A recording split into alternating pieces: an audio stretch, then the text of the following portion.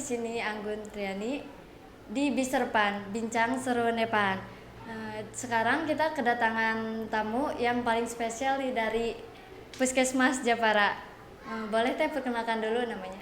Oke, baik. Terima kasih De Anggun. Saya Silviana Utami di Puskesmas Japara sebagai petugas promosi kesehatan.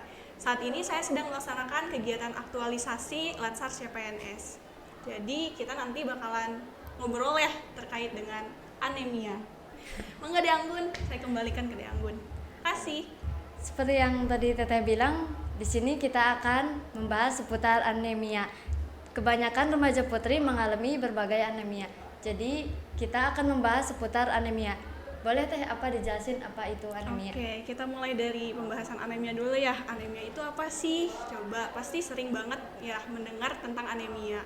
Tapi masih sering juga terjadi mispersepsi ataupun perbedaan persepsi dari apa itu anemia dan juga apa itu tekanan darah rendah atau darah rendah gitu ya. Anemia itu sendiri adalah ketika kondisi sel darah merah seseorang itu mengalami penurunan ataupun tidak berfungsi secara baik gitu. Jadi anemia itu sendiri adalah kondisi ketika seseorang mengalami kekurangan darah atau kekurangan sel darah merah, bisa juga disebabkan karena sel darah merahnya itu tidak berfungsi dengan baik ya. Hemoglobin dalam darahnya itu rendah ataupun bisa juga karena kecelakaan, karena juga pendarahan ataupun kelainan genetik. Jadi penyebab anemia itu banyak sekali, bukan hanya dari konsumsi ataupun kekurangan zat besi saja gitu ya, tapi memang yang lebih harus dibahas gitu, harus kita sosialisasikan khususnya pada remaja putri, karena lebih sering juga terjadi pada remaja putri adalah anemia defisiensi zat besi. Seperti yang tadi Teteh bilang, katanya anemia bisa terjadi karena kekurangan hemoglobinnya Teh. Kalau kadar hemoglobin yang baik itu seperti apa? Ya, jadi kadar hemoglobin dalam tubuh manusia itu sebenarnya berbeda-beda. Ya, tergantung dari usia dan jenis kelamin itu sendiri. Gitu. Tapi untuk remaja putri merujuk pada WHO kisaran 12 gram per desiliter. Jadi ketika remaja putri mengalami anemia, dikatakan anemia itu di bawah 12 gram per desiliter gitu. Anemia juga bisa dibagi lagi menjadi tiga kondisi ya, dari anemia ringan, anemia sedang, sampai anemia berat. Anemia berat itu terjadi ketika kadar hemoglobin darahnya kurang dari 8 gram per desiliter. Begitu. Anemia dan tekanan darah rendah itu sering disamakan di masyarakat ya Teh. Nah, itu seperti apa? Ya karena memang gejalanya juga sama ya, karena lemah gitu, terus sempoyongan ketika berdiri ataupun pusing ketika berdiri. Jadi di masyarakat itu sendiri anemia dan darah rendah sering disamakan, padahal punya penanganan ataupun pencegahan yang berbeda gitu, dan pengobatannya juga pasti berbeda. Dan untuk tekanan darah rendah kita bisa mengeceknya dengan tensimeter, sedangkan untuk anemia sendiri kita perlu cek lab dengan menggunakan alat HB ataupun stick HB gitu. Mengapa remaja putri sering sekali mengalami anemia? Terus apa saja yang menyebabkan terjadinya anemia itu?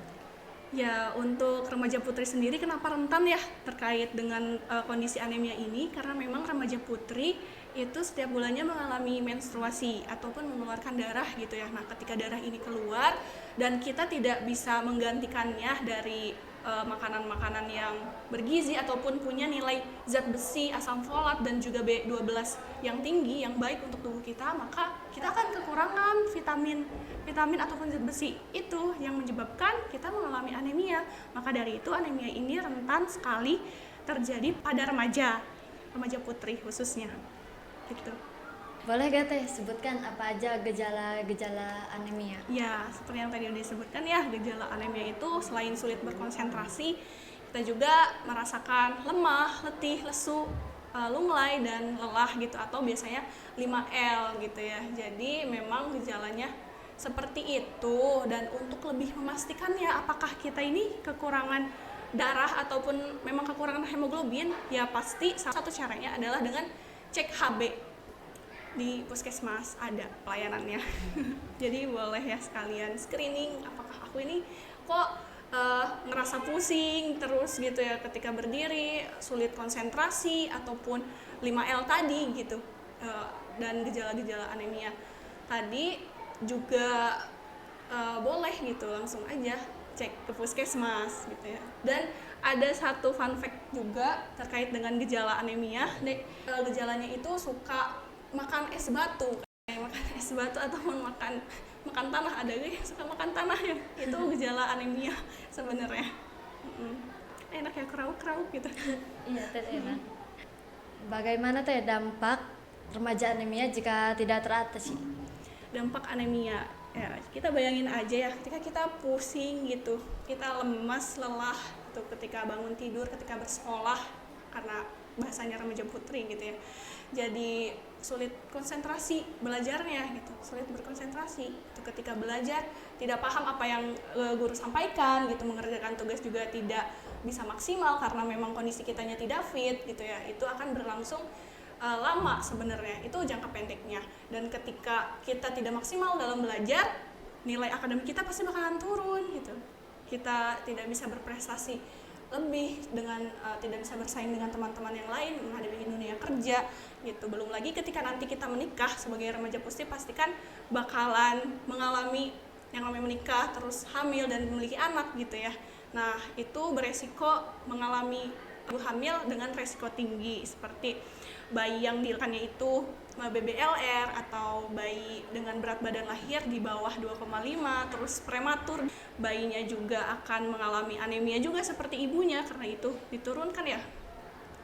Nah, itu ketika jangka panjangnya, ketika si bayi ini menjadi remaja juga, maka si bayi ini akan menjadi remaja yang anemia dan terus-terusan gitu ketika dia menikah, melahirkan, punya anak gitu, dan itu seperti lingkaran yang tidak pernah terputus gitu. Jadi mari kita putus mata rantai itu dari diri kita sendiri.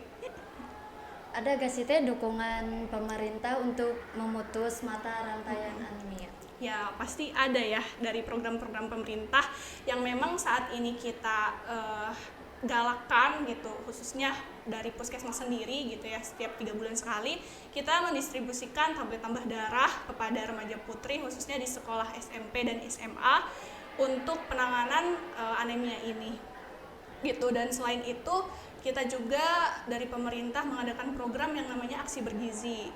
Selain tablet tambah darahnya ini diberikan secara gratis, kita agendakan untuk kegiatan minum tablet tambah darah bersama, kemudian aktivitas fisik bersama, kemudian juga bisa makan sarapan bersama gitu ya. Itu kan kegiatan yang menyenangkan banget. Nih teh kebanyakan remaja putri kalau dikasih obat TTD suka nggak diminum ya teh, soalnya karena mual teh. Terus ada nggak tipsnya supaya nggak mual sama apa yang diperhatikan? Oh iya, memang ya ketika minum tablet tambah darah itu memang efek sampingnya ada mual, kemudian ngerasa ingin muntah, dan maaf BAB-nya juga hitam gitu. Tapi itu sebenarnya nggak perlu khawatir karena memang efek dari tablet tambah darahnya itu memang seperti itu. Dan ada tipsnya nih supaya kita tidak merasa mual ataupun pusing gitu ya. Tipsnya yang pertama, jangan minum tablet tambah darah ketika perut dalam keadaan kosong. Nah, usahakan kita makan dulu, makan nasi gitu ya. Lalu setelah itu minum tablet tambah darah, dan setelah itu juga bisa minum ataupun makan jeruk, makan buah-buahan yang mengandung vitamin C untuk penyerapan zat besinya itu lebih bagus gitu ya. Dan usahakan jangan minum teh, jangan minum kopi dan susu setelah minum tablet tambah darahnya. Dan ada lagi, minumnya sebelum tidur, itu biar mengurangi rasa mual. Boleh gak sih teh kalau misalnya minum tablet tambah darah dibarengin sama obat mah? Ya, minum tablet tambah darah sebenarnya perlu dikonsultasikan kepada dokter ya. Untuk tablet kondisi mah ataupun dispepsia yang parah itu perlu dikonsultasikan kepada dokter supaya nanti bisa maksimal penyerapan obat mahnya dan juga penyerapan zat besinya gitu.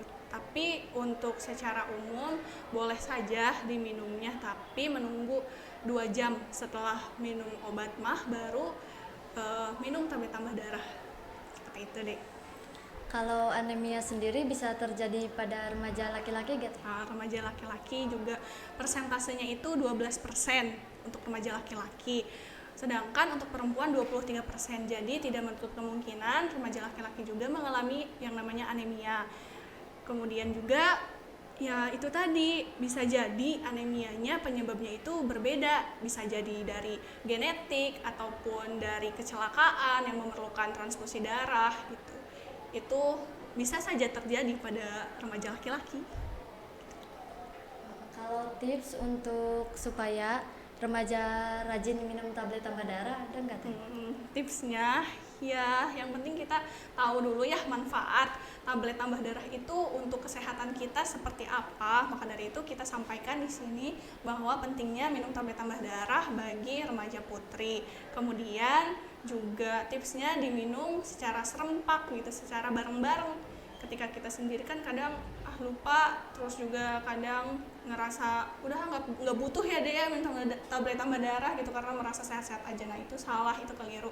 Nah dari itu tipsnya ya saling mengajak, saling mengingatkan juga kepada teman-temannya, bisa diminum juga secara bersama-sama seperti tadi kegiatan yang memang dari sekolah sudah diagendakan, jadi dimaksimalkan. Seperti itu mungkin tips dari Teteh deh. Oke teh, terima kasih buat penjelasannya tentang anemia. Semoga kedepannya remaja putri sering minum obat sama terhindar dari anemia.